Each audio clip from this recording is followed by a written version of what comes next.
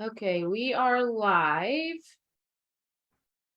Just give it a minute to start telling people we're here, get them on, say hello if you're here. We're sorry, we're a few minutes behind.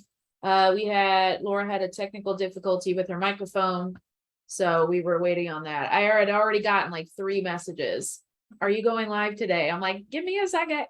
So we're here. Just give us a second. Sometimes we just have some technical issues, but yes, we are live.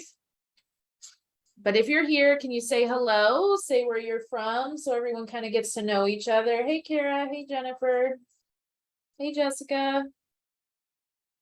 There we go. Hello. Good morning. Yeah, let us know where you're from. Hey. Don't worry. We go live if we say we're going to go live. We just had a technical issue, so don't worry about that. Hey, there we go. Quite a few people on today. Guess we're interested in systems. Awesome. Okay, who is ready to learn a little bit about systems and delegation? Because the biggest thing with systems is also the process and delegating out that process as well. So we are going to be talking about that. We have a PDF kind of floating around in the group. If you want that, you need to find that post. It should be recent though on systems. Comment below and we will get you that PDF.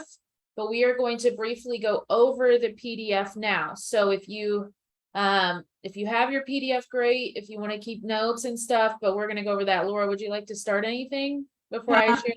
No, we can just jump into it, and then I'm sure some question will come from that. Yep. Okay. Okay, great. So today we're going to talk about business automation. You need to obviously have things in place. So, the last few weeks we went over all kinds of things, right? From finding seller leads to buyers, to different aspects of the business, contracts, cold calling. So we did a ton of training over the last few weeks on different aspects. So this is kind of summarizes everything into setting up a system. So as you go through the process of investing in real estate, the first couple of deals, I always suggest you do them yourself down to the most of it. Now, there are some things you can use VAs for, to help you out, but 90% I want you to do it yourself just because so you understand what is implied behind it. So as you go through the different tasks, you identify the task, ask yourself, are you the only one who can perform this task, right? And so as you go through the process, after the first couple of deals, you'll say, you know what, I can start delegating this, obviously as budget allows. So as you start doing deals, you get more money coming in, then you can divide it. Yes, you do it yourself. No, you delegate it out. So next list. So let's talk about high-level organizations. So you're the business owner. You are the one that has the vision about the business, right? You know what you want from the business. You have that. So with that said, you at some point you're going to work on the business, not in the business. So this is very important that at some point you understand that. But you're going to create systems. You're the one who's going to create system depending on your business, depending where you want to go, your vision, your goals, and so forth. And then you delegate weekly tasks to your team. Your job should be, honestly, any business owner. The funny thing about any business is that the more you work, the more money you make, the less you work. Okay, so that's the thing. So, we, like Liz and I, spend most of our mornings in talking to the teams, in supervising the VAs, in supervising different people within the systems, but we don't do the nitty-gritty stuff of everything anymore, right? So that's where you want to go. So you create a system, you delegate the task to your team, you supervise your team, you should do a daily call, not weekly, daily call with your team, and then one big meeting call every Monday. That's what we do, with the team, and spend really about the goals for the week and what they need to do. And you want to also manage your team and create your KPIs. KPI stands for key performance indicators. So what works? What should we do more of? So what should we do less? Do more what works and discontinue what doesn't. right? So one of the things I do when I work with students that already have a business going, they're already getting results, and maybe they're not happy with the results. We break it down and say, okay, based on what you're doing so far, where do you get most of your leads, right? Where do you get most of your contracts from at the end of the day? And so I wanted to keep track of that over a 30-day period and say, okay, let's do more, let's scale it up this, and let's maybe stop doing that. Okay, so that's why KPIs are important. Then the other thing is finding new market. One of the most important, crucial thing we always talk about is choosing the right area, and we go through a lot of training on how to do that, because that's it, make it or break it, the business in the beginning, especially the market the way that has been over the last year or so. If you don't choose the right area, you're going to beat your head against the wall. You're going to get frustrated. You're going to say, this doesn't work. It's too competitive. The seller, the culture here of the seller is they want too much. So, but there are a ton of markets out there. People ask me, what's the best market right now? There are hundreds of best markets right now. It depends on you, what you want to do, what is your inclination, what is the familiarity, what you're comfortable with, right? But finding new markets is something that you always have to keep a keen eye for moving in the business, because the thing is, the great thing is about doing this virtually is that you can do it across any market. You're going to reach a level in your market, especially if you work with a smaller market, where it doesn't matter much money or much effort you do, you're probably going to hit that plateau, meaning whatever you do, you're going to hit the ceiling. This is how many deals you're going to do in this market. So when you reach that level, why putting more money into a market that you kind of reach the limit, going to a different market. And when I talk about market, if we're talking a big metropolitan area like Atlanta, for example, we talk different areas in Atlanta. That's different markets, okay? You don't take a place like Atlanta, Miami, and call it one market. They're like, in Miami alone, there are probably at least 10 different markets. So that's what I mean by market, okay? I don't mean that a big city, usually for me, a market is anywhere from 100 to 200,000 population. And if you know over that, then it goes into a different market. And then you want to also, personally, I still like to approve the deals. I still like to have an eye or a saying on what is a good deal or not. So as a business owner, that's probably the last thing you're ever going to delegate, that to have somebody else decide what is a good deal. Okay, next. So now the operations manager. So the job description is acquire property, negotiate with sellers, put property under contract, meet with sellers, and manage the closing process. Now, this also can be broken down at some point. As you start having a lot of deals, this can also be broken down in different sub-operations, right? You can have an acquisition, a disposition, a transaction manager. You can have different people. In the beginning, you might have one, but then you can definitely delegate it out underneath that. But you supervise the operations manager. You're not going to supervise all the people underneath. So manage and process all seller leads, right? That could be an acquisition situation. So evaluate deals and pre-screen seller, refer leads to realtor and short sales experts, meet with seller and put property under contract, send to title company, right? Then it can make offers. You can have the goal that for each operation, and you can have more than one operations manager, but you can make each operation managers, can make offers. And then when you feel like they're reaching a level or a plateau, then you can hire somebody else. But then you follow up with offers, counter offers, set up email new properties, pull in your list. And then you have also talking with buyers, which eventually can be also delegated out to somebody else. But setting with showing with boots on the ground, and compensation should always be anywhere from 30 to 50% of net profit to you. So if you make $10,000 on a deal, your profit, $3,000 to $5,000 should go to the operations manager. And it really depends how much work they do. If it's a matter of just doing something, we pay 30%. If they pretty much partner with us and, we want to be fair, and we pay 50% of what we're making. So that's really up to where they are in your organization. Liz, next. That's it. Okay, so like I said, you're going back to operations manager. So I didn't know if you had another slide on that, but like I said, it can be broken down into 3 different ones. You can have an acquisition manager, you can have a disposition manager, you can have a transaction manager. So, eventually, by in the beginning, you have only one until you start having your business where you feel like you need to break it down more. Awesome. And Okay. everybody gets this PDF, right? So, Yeah, you it's know, if you download the PDF, then go back to this video and that will talk over, explain you a little better. Yeah, so I definitely recommend getting that PDF, even so you have it for like future notes and that kind of thing.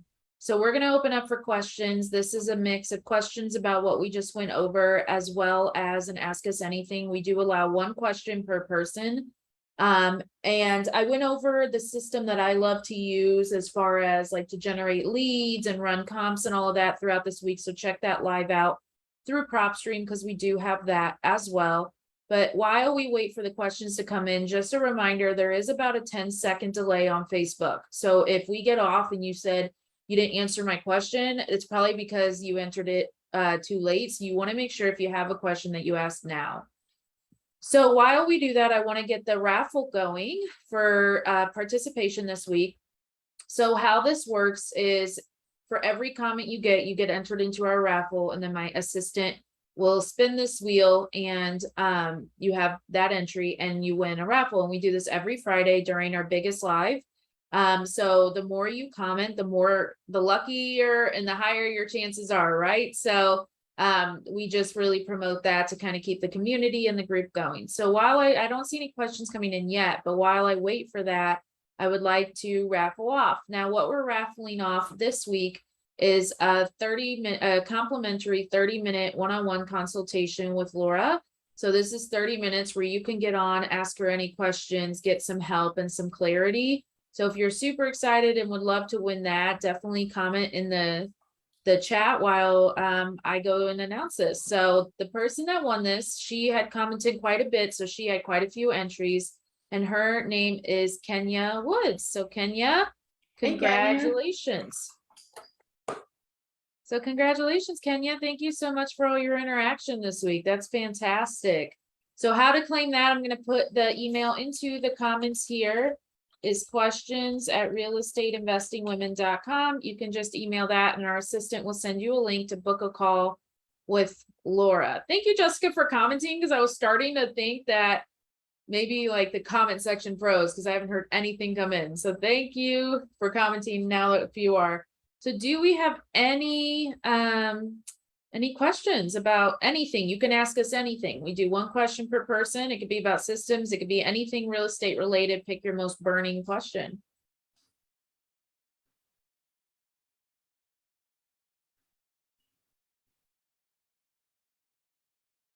I don't like the delay because then I'm like worried we get off and all these questions are just going to come through. How many people do we have on the live today? We have 13. That's good. And what are we going to cover next week?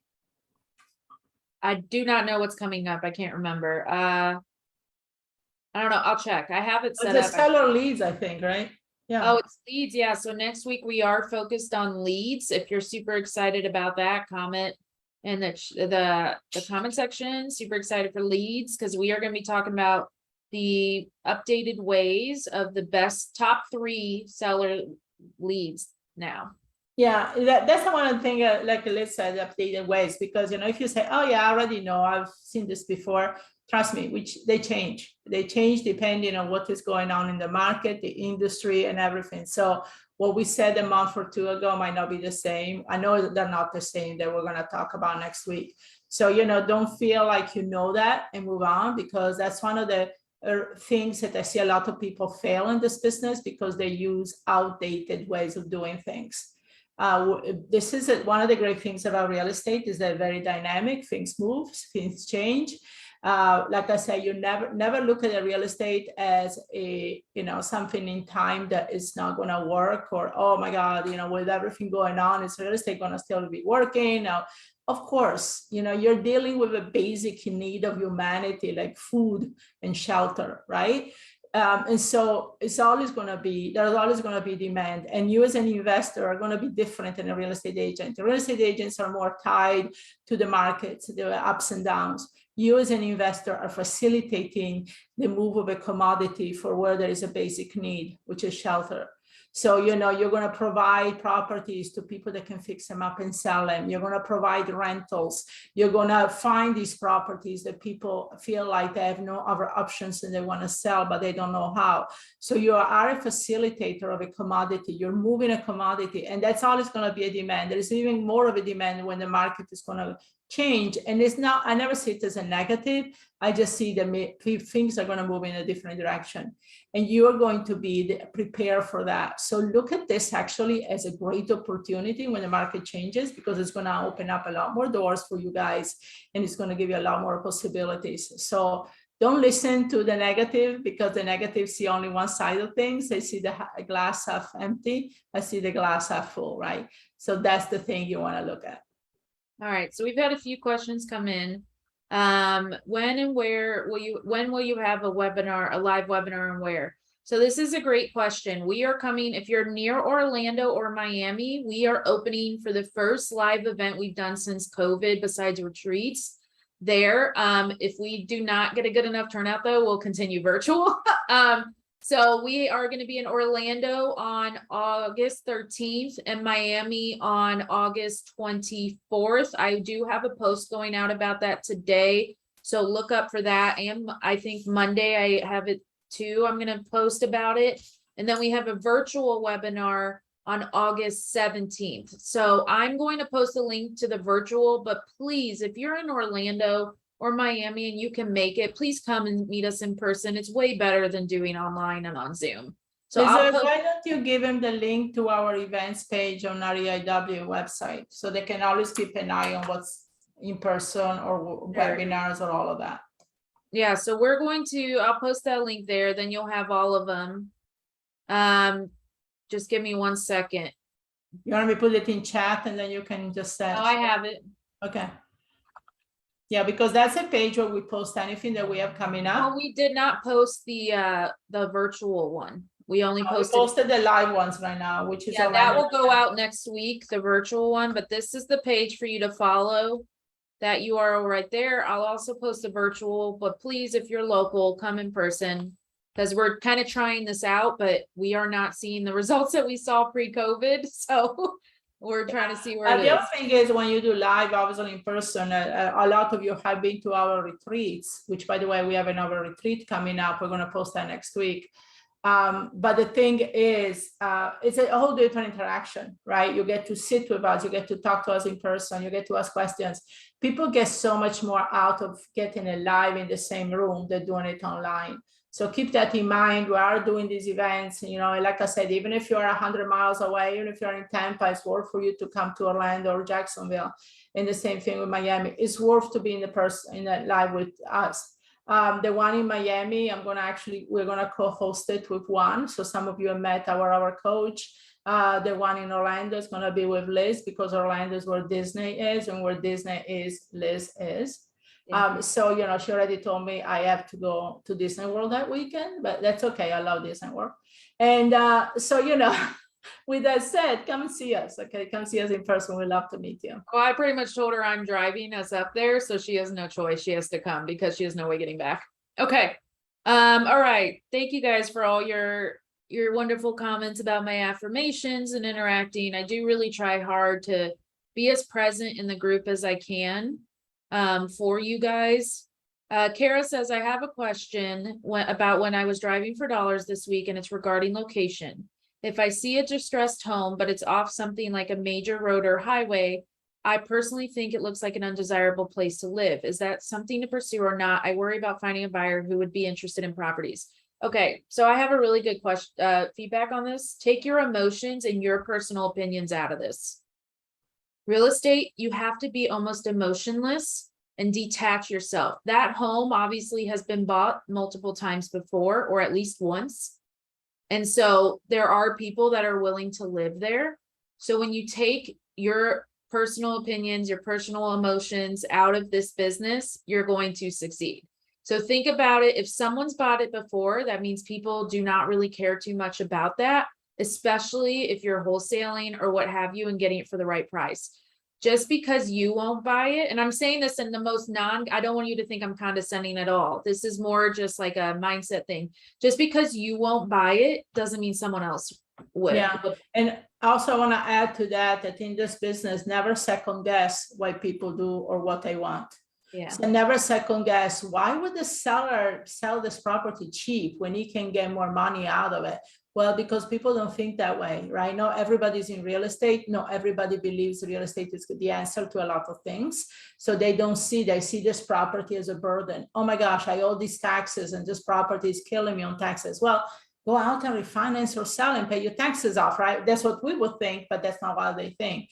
And same thing as buyers. You say, well, why would any buyer buy this property? You don't know. Maybe they want to rezone it as a commercial. Maybe they want to do something else with this business. You don't know. So never second guess what people do. You're just moving real estate. There is always a buyer for every single property. I'm going to repeat this. There is a buyer for every single property.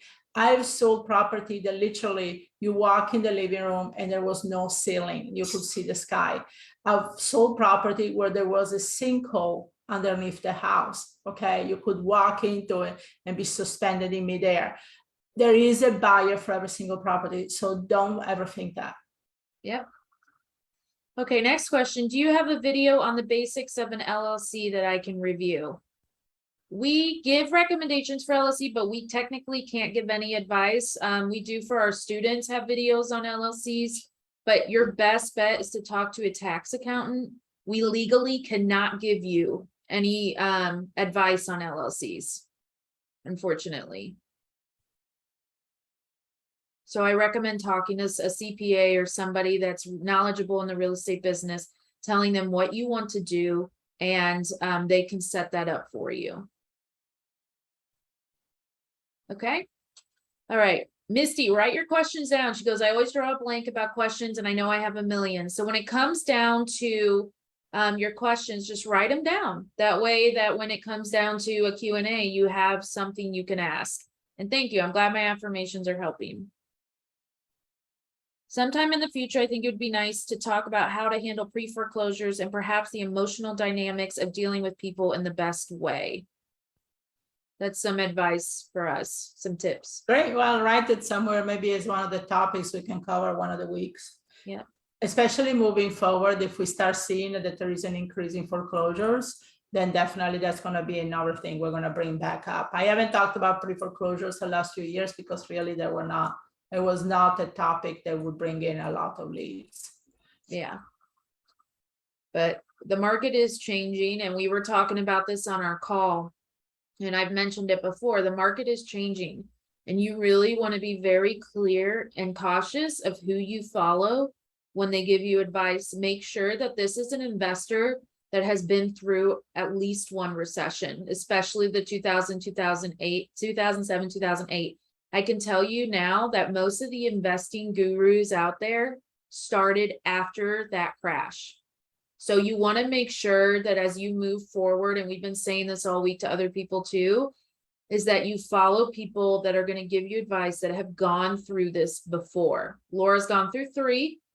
So she's, we have experience here to back up how to handle when the market starts going down or into a recession. Now, we don't believe it's going to crash, but there is going to be a little bit of a recession. Laura, do you kind of want to talk about that real quick before we jump off? Yeah, everybody can be a great real estate investor when things are easy, right? But to go down to hell and back as a real estate investor, that's a test of time. That's not going to tell you, okay, she or he got it and he came back even stronger. So, I'm not going to praise. I don't want to praise myself. I don't want to sound like that at all. I'm not that way. Well, I'm going to praise her because she has been through this. So she's the only reason I have not completely freaked out with everything going down, because I have the best mentor by my side. So I'm not worried about it. I'll praise you. But like a lot of other people, I freaked out. When I went through this the first or second time, I freaked out. I was like, oh my God, what's going to happen now? I'm going to be out of a job and this and that, and took a step back. And I've done that. But then I also noticed that there were other people around me that were thriving in real estate more than even before, because they found that wrinkle. They found what was missing in the market at that point. So while everybody was running like cockroaches when you turn the light on at night, but there were a group of investors that were like doing amazing. And so, like what Tony Robbins says, when you find somebody that is being successful, you attach yourself to that person and you want to follow what they're doing. So that's what I did.